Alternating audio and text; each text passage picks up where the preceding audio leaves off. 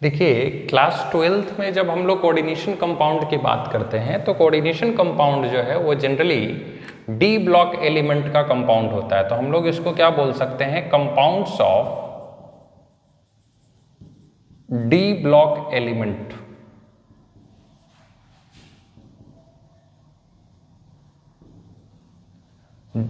That is generally, यहां पे हम लोग बोल सकते हैं that is generally transition elements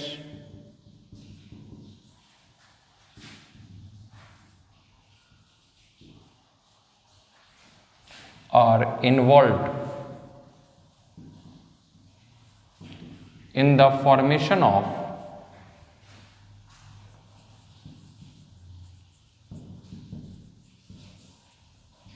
coordination compound।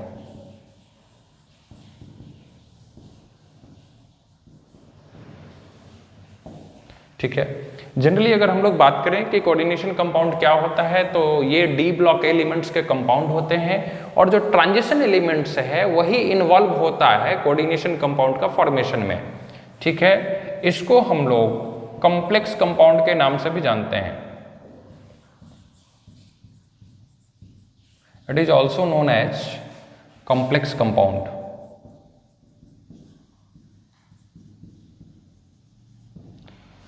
अब हम लोग बात करते हैं, देखिए कि कोई भी कंपाउंड अगर बना है तो कोई ना कोई प्रोसेस से बना होगा, विदाउट प्रोसेस तो नहीं फॉर्म हुआ होगा। तो अगर हम यहाँ पे डिस्कस करें तो आप लोगों ने ये टॉपिक पढ़ा होगा सिंपल सॉल्ट का। सिंपल सॉल्ट जो होता है वो एसिड और बेस के मिलने से बनता है। ठीक है, सिंपल सॉल्ट जो होता है वो एसिड और बेस के मिलने से बनता है। तो हम लोग क्या लिख सकते हैं, when acid reacts with base then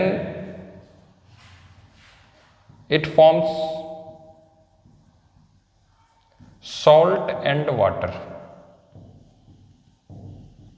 अगर हम लोग एग्जाम्पल के तौर पे देखें तो क्या बोल सकते हैं यहाँ पे कि जब एसिड और बेस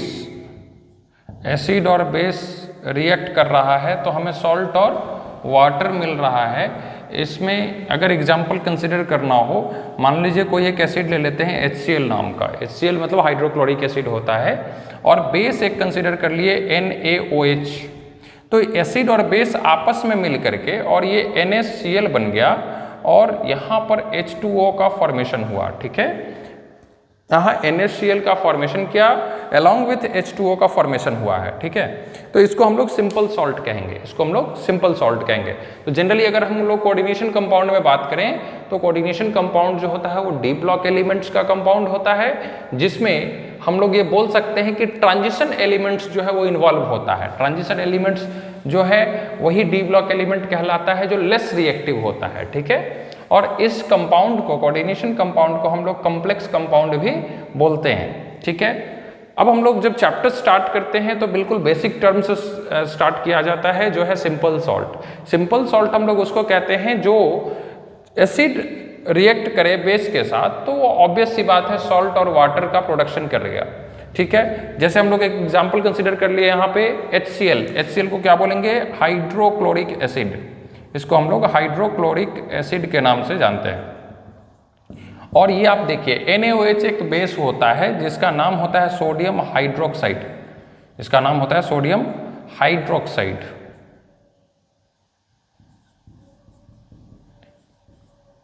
यहां पर जो प्रोडक्ट फॉर्म हुए हैं ये सॉल्ट आप देखेंगे अगर तो इसको बोलेंगे सोडियम क्लोराइड। सोडियम क्लोराइड ये हो गया आपका एक कॉमन सॉल्ट, और उसके साथ जो है ये वाटर मॉलिक्यूल आपको मिला है। तो जनरली अगर बात करें कॉम्प्लेक्स सॉल्ट में तो हम लोग जो स्टार्ट करते हैं वो सिंपल सॉल्ट से शुरू करते हैं। तो एक बार आप लोग इसको स्क्रीनशॉट ले लीजिए। अब जो हमारा नेक्स्ट टर्म है, अब जो हमारा नेक्स्ट टॉपिक है वो है molecular addition compound. Molecular addition compound.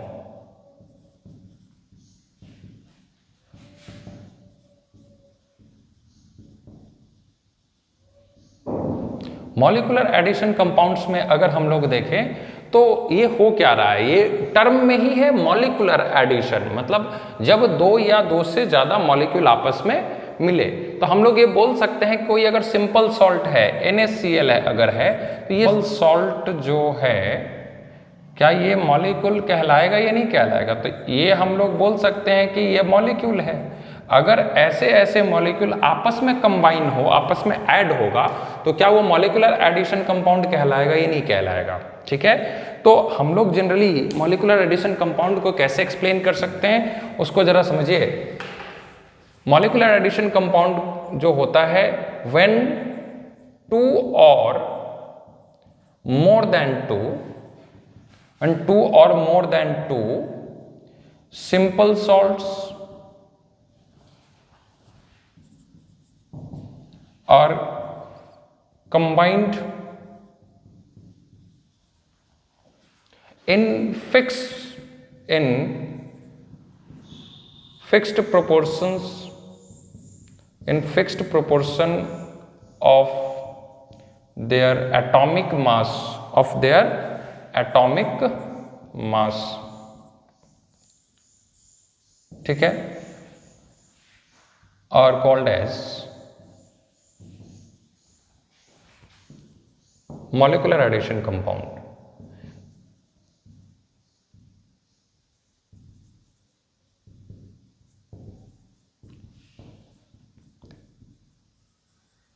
Generally अगर हम लोग बात करें कि मॉलिक्यूलर एडिशन कंपाउंड है क्या, तो जब दो या दो से ज्यादा सिंपल सॉल्ट आपस में जुड़ जाए और जुड़ने का जो बेस होना चाहिए उसका, वो है उसका फिक्स्ड प्रोपोर्शन होने चाहिए किसका, एटॉमिक मास के। ठीक है, अब हम लोग अगर बात करें कि सर मॉलिक्यूलर एडिशन कंपाउंड जो है क्या वो एक ही टाइप के होते हैं या फिर यही वो है, नहीं, तो इसमें हम लोग क्या बोल सकते हैं, it is also classified into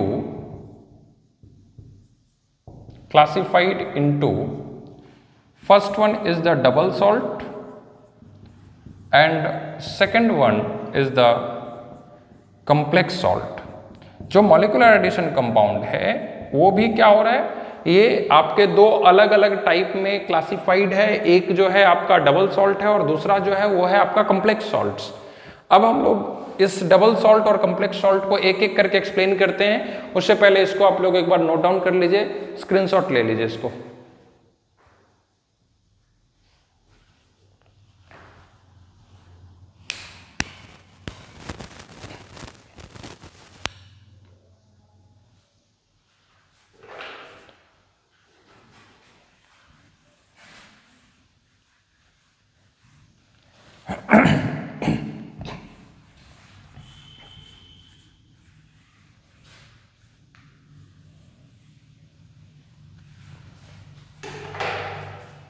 आइए, जो नेक्स्ट पार्ट है अपना वो है डबल सॉल्ट। जो नेक्स्ट टॉपिक है अपना वो है डबल सॉल्ट। ठीक है, डबल सॉल्ट को कैसे एक्सप्लेन कर सकते हैं हम लोग। डबल सॉल्ट एक मॉलिक्यूलर एडिशन कंपाउंड तो है, बट इसका वैरी क्या करना है, ये दोनों में अंतर क्या है, डबल सॉल्ट और कॉम्प्लेक्स सॉल्ट में दोनों में क्या डिफरेंसेस है, उसके बारे में हम लोग अभी डिस्कस करेंगे।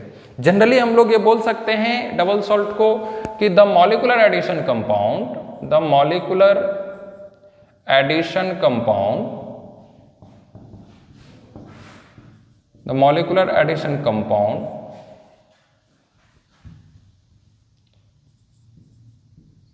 which loses their identity in aqueous solution and give taste of their constituent ion।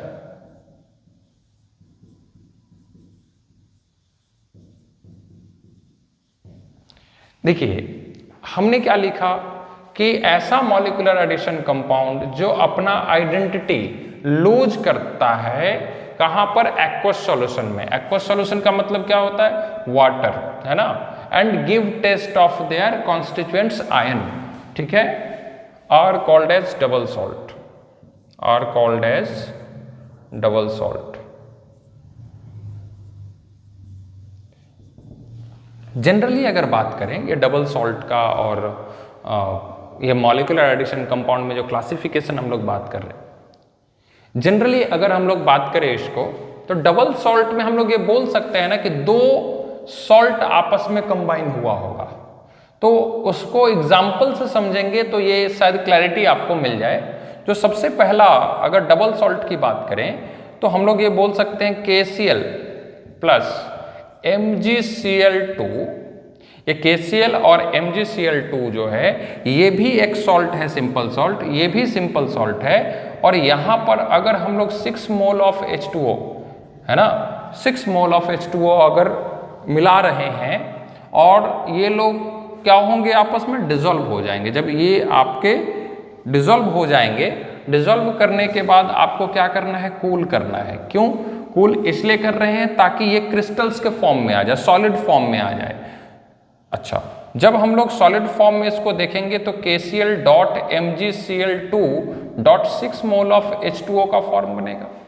Means ये जो कंपाउंड अलग अलग यहाँ पे था मॉलिक्यूल, ये MgCl2 एक अलग सॉल्ट था, KCl एक अलग सॉल्ट था, और ये दोनों को जो है ये वाटर मॉलिक्यूल में रख करके और डिसॉल्व कराया गया। जब डिसॉल्व हो गया तो हमें क्रिस्टल्स चाहिए, हमें सॉलिड फॉर्म चाहिए। उसके लिए जो प्रोसेस लगाया हमने वो कूलिंग प्रोसेस लगाया। जब कूलिंग प्रोसेस लगाए तो ये जो सॉल्ट बना ये सॉलिड फॉर्म में आ गया। इस सॉल्ट का नाम जो होता है वो होता है कार्नेलाइट। इस सॉल्ट का नाम जो होता है ये होता है कार्नेलाइट, और ये एक डबल सॉल्ट है, एक डबल सॉल्ट है। लेकिन अब ये कंफ्यूजन रहेगा कि सर हम कैसे मान लें कि डबल सॉल्ट है। आप इसको सिंपली क्या करिए कि एक्वस सॉल्यूशन में यानी पानी में इसको रखिए, चेक करिए इसको। एक्वस सॉल्यूशन में जैसे ही रखेंगे तो हमने क्या पढ़ा कि ऐसा मॉलिक्यूलर एडिशन कंपाउंड जो अपना आइडेंटिटी लूज कर रहा है। अच्छा, मतलब जो डबल सॉल्ट था वो डबल सॉल्ट नहीं रहेगा, टूट जाएगा। कहां पर? एक्वस सॉल्यूशन में। आप देखिए यहाँ पे एक्वस सॉल्यूशन में जब हमने रखा तो ये जिससे बना हुआ था, मतलब कॉन्स्टिट्यूएंट साइन मतलब जिससे बना हुआ है, किससे बना हुआ है, क्या क्या कंपोनेंट है, K प्लस दिख रहा है अपने को, यहाँ देखो Mg2 प्लस दिख रहा है, यहाँ पर देखो क्लोरीन दिख रहा है, Cl माइनस दिख रहा है। ठीक है, तो हम लोग ये बोल सकते हैं डबल सॉल्ट है। तो जनरली अगर प्रॉपर्टीज की बात करें कि डबल सॉल्ट क्या होता है, तो डबल सॉल्ट जो है अपना आइडेंटिटी लूज करता है कहां पर, एक्वस सॉल्यूशन में, और अपने कॉन्स्टिट्यूएंट्स आयन का टेस्ट देता है। ठीक है, जिससे वो बना हुआ है वो आयन बिखर जाएगा और टूट जाएगा, उसी को हम लोग डबल सॉल्ट कहते हैं। ठीक है, तो ये सबसे पहला डबल सॉल्ट है जो ध्यान रखिएगा, ये है कार्नेलाइट। इसमें और भी मैं आपको सॉल्ट का एग्जाम्पल करवाऊंगा जिसको बिल्कुल इसको याद रखना है, क्योंकि इससे क्वेश्चंस आते हैं। चाहे आप बोर्ड एग्जाम की बात कर ले, चाहे आप किसी भी कॉम्पिटेटिव एग्जामिनेशंस की बात कर ले, नीट में हो या जेई में हो, इससे क्वेश्चंस आएंगे आपको। ठीक है, इसको जल्दी से एक बार नोट डाउन कर लीजिए या स्क्रीनशॉट ले लीजिए।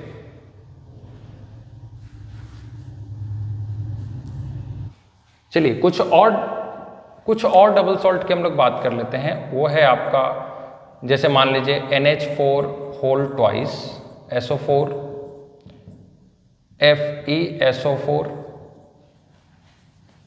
और यहाँ पर अगर 6 मोल ऑफ H2O आपने कंबाइन किया, आप देखिए यहाँ पे अमोनियम सल्फेट, ये जो है आपका अमोनियम सल्फेट है और ये आयरन सल्फेट है। जब भी SO4 की बात होगी तो वो सल्फेट कंसिडर किए जाते हैं। ठीक है, तो आप देखिए यहाँ पर ये एक सिंपल सॉल्ट और ये दूसरा सिंपल सॉल्ट, ये दो सिंपल सॉल्ट आपस में जुड़ रहा है तो डबल सॉल्ट कहलाएगा। अच्छा, अगर डबल सॉल्ट कहलाएगा तो ये कैसा बन रहा है, इसको हम लोग कूल कर रहे हैं। कूलिंग प्रोसेस के जरिए हम लोग ये देख रहे हैं कि NH4 होल ट्वाइस SO4 और FeSO4 जो अलग अलग था, ये दोनों जो अलग अलग सॉल्ट था, अब ये कंबाइन हो चुका है, क्रिस्टल्स के फॉर्म में आ गया है। और क्रिस्टल्स के फॉर्म में जब आया है तो ये आपका वाटर मॉलिक्यूल भी इस क्रिस्टल्स में इन्वॉल्व रहता है। वाटर मॉलिक्यूल भी सॉलिड फॉर्म में जा चुका होता है। जब आप इस पर्टिकुलर कंपाउंड को देखिएगा तो ये पर्टिकुलर कंपाउंड जो है ये डबल सॉल्ट कहलाता है, जिसका नाम है मोहर सॉल्ट, जिसका नाम है मोहर सॉल्ट। ठीक है, इसको ध्यान रखना है कि ये कौन सा कंपाउंड है, इसका जो सो कंपोनेंट क्या होगा। अब देखिए हमें चेक करना है कि क्या ये डबल सॉल्ट है, हम लोग उसको सिंपली क्या करेंगे, एक्वस सॉल्यूशन में रख देंगे। जैसे ही हमने एक्वस सॉल्यूशन में रखा तो क्या होगा, यहाँ जो जो आयन इन्वॉल्व था इस कंपाउंड को बनाने में, वो सारे आयन बिखर जाएंगे, सारे आयन सेपरेट हो जाएंगे। लाइक देखिए यहाँ पे NH4 था तो NH4 प्लस SO4 2 माइनस, यहाँ देखो Fe2 प्लस। तो ये सारे के सारे जो आयंस थे वो डिसोसिएट हो गए। डैट मीन्स डेफिनेशन के अकॉर्डिंग जो डबल सॉल्ट होता है वो अपना आइडेंटिटी लूज कर लेता है, मतलब जो था वो नहीं रहा, टूट गया, और टूट करके जिससे बना हुआ है उसका टेस्ट दिया, NH4 प्लस SO4 2 माइनस और Fe2 प्लस का। समझ गए? तो ये भी आपको ध्यान रखना है, ये भी एक डबल सॉल्ट है। और ये कौन सा डबल सॉल्ट है? मोहर सॉल्ट है। नेक्स्ट अगर हम लोग देखें तो आप लोग ये बोल सकते हो K2SO4 dot Al2SO4 whole thrice. आप देखो ये भी एक क्या है, ये भी एक क्या है, सिंपल सॉल्ट है, पोटासियम सल्फेट। ये क्या है? एल्युमिनियम सल्फेट है। तो ये भी, ये दोनों का दोनों सेपरेटली सिंपल सॉल्ट है। और इसको जब हम लोग आपस में मिक्स करेंगे तो ऑब्वियस सी बात है ये वाटर मॉलिक्यूल के प्रेजेंस में ही मिक्स हो सकता है। इसलिए K2SO4 plus Al2SO4 whole thrice plus 24 mole of H2O अगर हम लोग यहाँ पे कंसिडर करें। और इसमें जो प्रोसेस लगाते हैं हम लोग, कूलिंग प्रोसेस, जब इस कूलिंग प्रोसेस को लगाएंगे तो ये क्रिस्टल्स के फॉर्म में ये सब साथ आ जाएंगे और साथ आकर के क्रिस्टल्स फॉर्म कर देगा। वो क्रिस्टल्स होगा K2SO4 dot Al2SO4 whole thrice and dot 24 mole of H2O का। ये भी एक डबल सॉल्ट है। इस डबल सॉल्ट का जो नाम होता है इसको हम लोग पोटास एलम कहते हैं। और ये generally day to day life में ये यूज किया जाता है। आप लोगों ने सुना होगा फिटकरी का नाम, वो फिटकरी यही पोटास एलम होता है जिसको मल्टीपल पर्पस के लिए यूज किया जाता है। ठीक है, अब इसको चेक करना है कि क्या ये डबल सॉल्ट है। डबल सॉल्ट अगर इसको चेक करना होगा तो हमें क्या करना है, सिंपली एक्वस सॉल्यूशन में आपको रख देना है। इसको एक्वस सॉल्यूशन में रख दीजिए। जब एक्वस सॉल्यूशन में रखिएगा तो ये जो सॉल्ट था आपका, ये टोटली डिसोसिएट हो जाएगा और अलग अलग कंपोनेंट में टूट करके और जिससे बना था उसमें बिखर जाएगा। तो K प्लस SO4 2 माइनस, समझ गए, और Al3 प्लस, ये जो आप देख रहे हो ये सब इसके कॉन्स्टिट्यूएंट्स आयन हैं। ठीक है, तो ये हमने अभी जो डिस्कस किया ये है डबल सॉल्ट का लेखा जोखा। मीन्स डबल सॉल्ट जो होता है वो एक मॉलिक्यूलर एडिशन कंपाउंड है। ठीक है, वो एक मॉलिक्यूलर एडिशन कंपाउंड है और वो अपना आइडेंटिटी लूज करता है कहाँ पर, एक्वस सॉल्यूशन में, और आइडेंटिटी लूज करके अपने कॉन्स्टिट्यूएंट्स आयन का टेस्ट देता है। ओके, तो हमने 3 डबल सॉल्ट डिस्कस किया। नंबर 1 इज कार्नेलाइट, फिर हमने मोहर सॉल्ट की बात की, फिर हमने पोटास एलम की बात की। ये तीनों आपको डायरेक्टली ध्यान रखना है क्योंकि डायरेक्टली क्वेश्चंस यहाँ से पूछे जाते हैं। ठीक है, सबके मॉलिक्यूलर फॉर्मूला आपको याद होने चाहिए। ये रिएक्शंस इस तरीके से लिखने आने चाहिए आपको। ठीक है, जल्दी से इसको एक बार स्क्रीनशॉट ले लीजिए, देन आफ्टर हम लोग आगे डिस्कस करते हैं।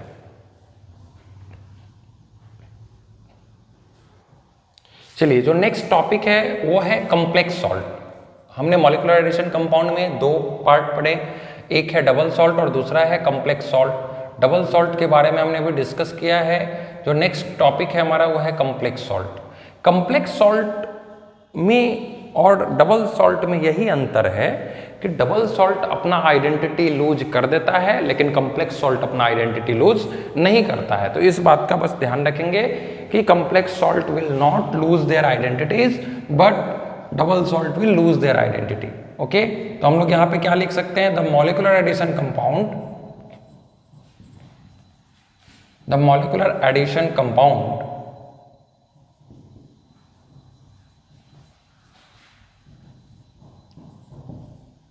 which do not lose their identity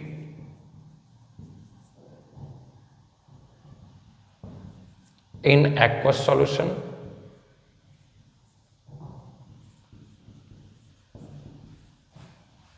and do not give taste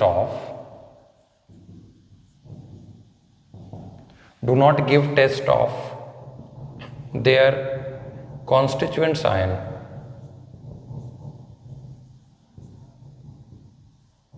okay, हमें इस बात का ध्यान रखना होता है कि ऐसा मॉलिक्यूलर एडिशन कंपाउंड जो अपना आइडेंटिटी लूज नहीं करता है और ना तो वो अपना टेस्ट देगा कॉन्स्टिट्यूएंट साइन का। ठीक है, ऐसा क्यों हो रहा है इस बात को जरा समझिए। जब मान लीजिए इसने अपना आइडेंटिटी लूज नहीं किया, जब इसने आइडेंटिटी लूज ही नहीं किया तो डैट मीन्स ये ब्रेकडाउन नहीं हुआ। अब ब्रेकडाउन नहीं हुआ तो उसका कॉन्स्टिट्यूएंट्स अलग अलग नहीं होगा, उसी को हम लोग क्या कहेंगे, कॉम्प्लेक्स सॉल्ट कहेंगे और called as complex salt.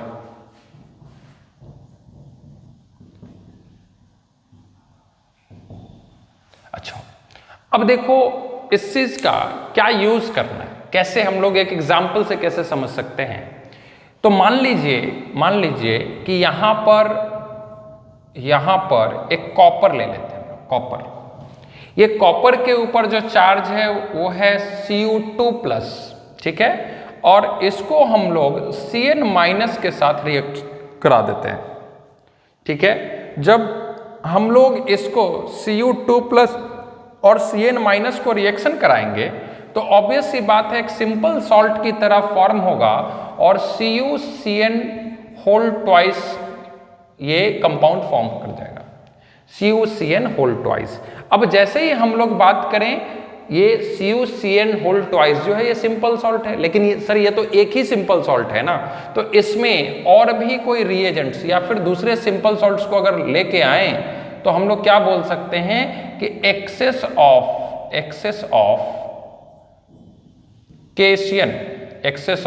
KCN को हम ऐड कर रहे हैं। जैसे ही एक्सेस ऑफ KCN को हम लोग ऐड करेंगे तो कॉपर अपने रिक्वायरमेंट के अकॉर्डिंग यहां से Cn को बुला लेगा, है ना। जब ये कंबाइंड होगा तो कंबाइंड होकर के ये जो फॉर्म करेगा कॉम्प्लेक्स सॉल्ट वो कुछ इस तरीके का करेगा, CuCN4, है ना, और बाहर में K2 आ जाएंगे।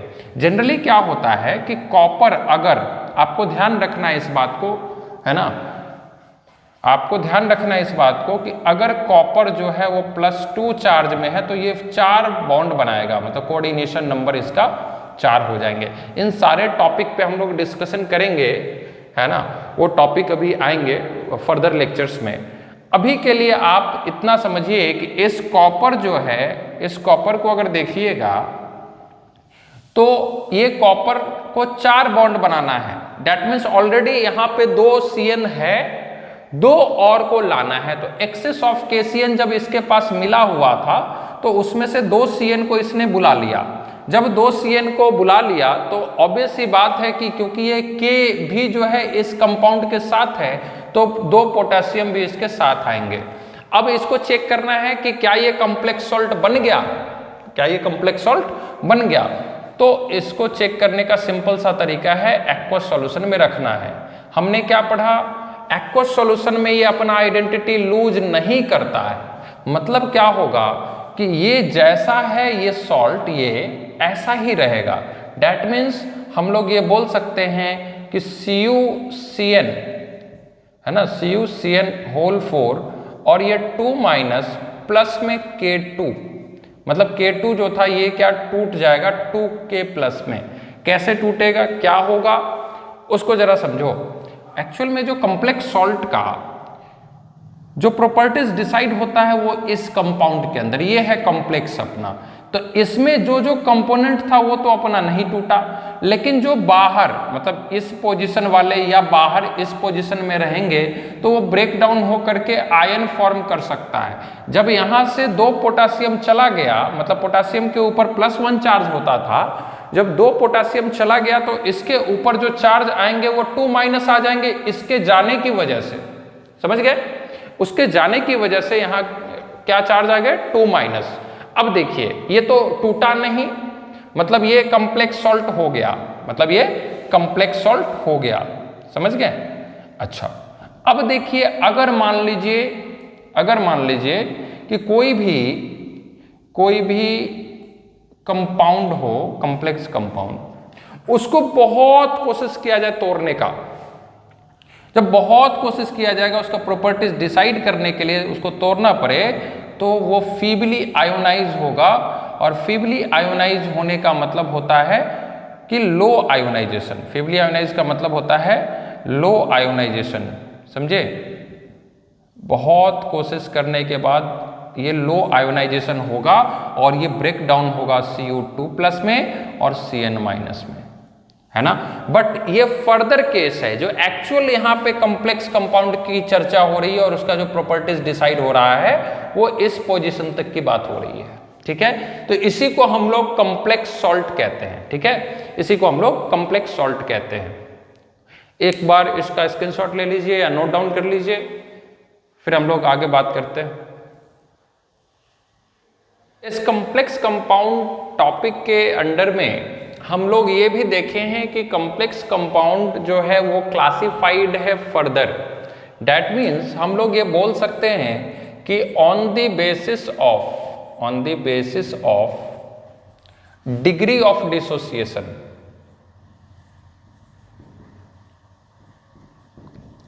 on the basis of degree of dissociation, it is classified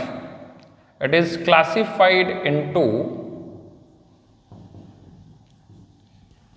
पहला है इसका परफेक्ट कॉम्प्लेक्स कंपाउंड, जो फर्स्ट वन है वो है perfect complex compound.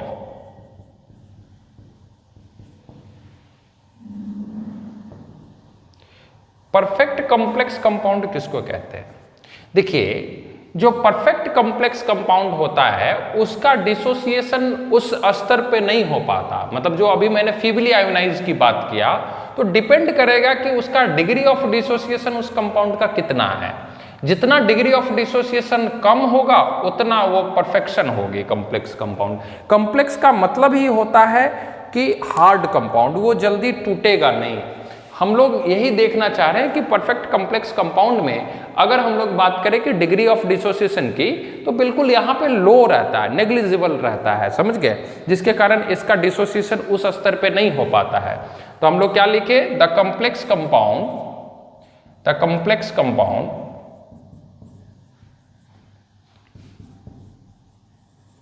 which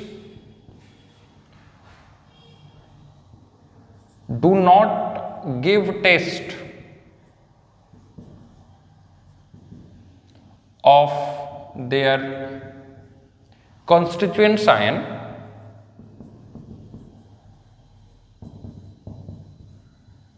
due to negligible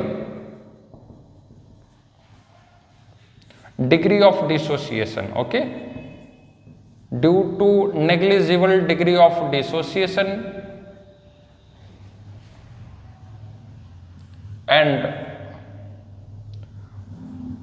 do not form any precipitate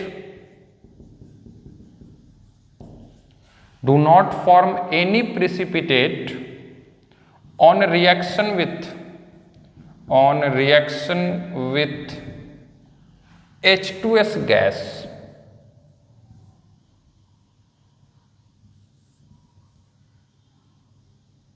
are called as perfect complex compound. देखिए, ये important तो बहुत है, ये चैप्टर सबसे टफ चैप्टर कंसिडर किए जाते हैं। पूरे 11th-12th का अगर केमिस्ट्री देखें तो सबसे टफ चैप्टर कंसिडर किया जाता है इसको, क्योंकि मल्टीपल कॉन्सेप्ट्स यहाँ पे इन्वॉल्व होते हैं। आप देखिए यहाँ पे मैंने क्या लिखा है कि ऐसा कॉम्प्लेक्स कंपाउंड जो टेस्ट नहीं देगा अपने कॉन्स्टिट्यूएंट आयन का। क्यों टेस्ट नहीं दे रहा है? मतलब फीबली आयोनाइज भी बहुत कम स्तर पे होगा। क्यों? क्योंकि इसका नेग्लिजिबल डिग्री ऑफ डिसोसिएशन है, okay, and do not give form any precipitate. ये कोई प्रिसिपिटेट फॉर्म नहीं करता है। कब? जब उसका रिएक्शन कराया जाए H2S गैस के साथ, ठीक है।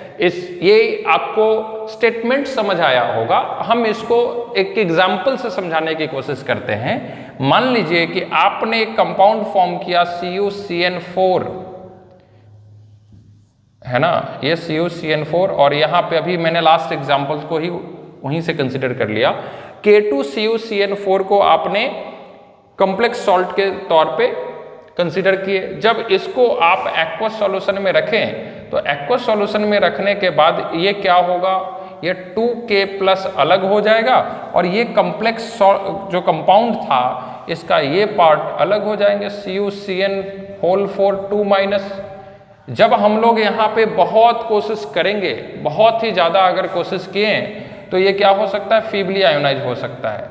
ठीक है, जब फीबली आयोनाइज हुआ तो फीबली आयोनाइज होने के बाद ये Cn माइनस और Cu2 प्लस में टूट गया, है ना। ये Cn माइनस और Cu2 प्लस में ब्रेक डाउन हो गए। जैसे ही Cn माइनस और Cu2 प्लस को देखेंगे तो यहाँ पर रिएक्शन कराने की कोशिश कर रहे हैं किससे, H2S से। यहाँ पे रिएक्शन किससे कराने की कोशिश कर रहे हैं, H2S गैस से। किसको, मेटल को। Cn को नहीं कराएंगे क्योंकि सेंट्रल मेटल जो होता है, जो सेंटर पे जो लीडर होता है, उसी को हम लोग क्या करेंगे, रिएक्शन कराने की कोशिश करेंगे। तो यहाँ पर देखेंगे नो PPT इज फॉर्म्ड, कोई PPT फॉर्म नहीं हुआ, जिसके कारण ये परफेक्ट कॉम्प्लेक्स कंपाउंड कहलाता है। समझ गए, जिसके कारण ये परफेक्ट कॉम्प्लेक्स कंपाउंड कहलाता है। एक बार इसको नोट कर लीजिए। देखिए जो सेकंड पार्ट है अपना, सेकंड टर्म जो है वो है अब imperfect complex salt. Imperfect complex salt, जो इम्परफेक्ट कॉम्प्लेक्स सॉल्ट होता है वो अपना आइडेंटिटी जो है वो कुछ हद तक लूज कर सकता है due to higher degree of dissociation, है ना। तो क्या लिखेंगे, the complex compound, the complex compound which can lose their identity in aqueous solution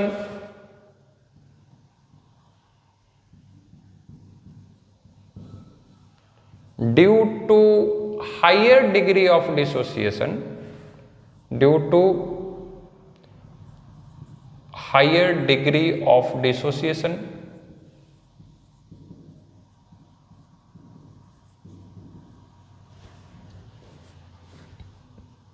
and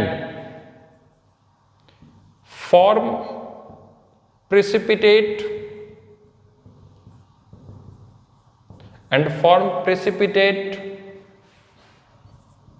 on the reaction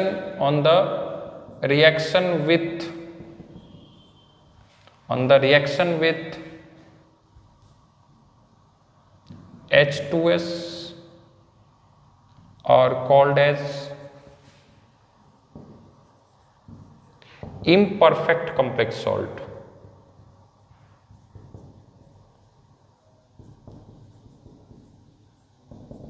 ठीक है, इसको हम लोग इम्परफेक्ट कॉम्प्लेक्स सॉल्ट बोलते हैं। इसमें क्या है कि वो अपना आइडेंटिटी लूज कर सकता है, और क्यों कर सकता है ना, क्योंकि वहां पर डिग्री ऑफ डिसोसिएशन यहाँ हायर होता है इम्परफेक्ट में, और वो प्रेसिपिटेट भी फॉर्म कर सकता है जब वो H2S के साथ रिएक्शन करे। इसको अगर एग्जाम्पल से समझा जाए तो हम लोग ये बोल सकते हैं कि ये जैसे मान लीजिए CD है, CD मतलब कैडमियम।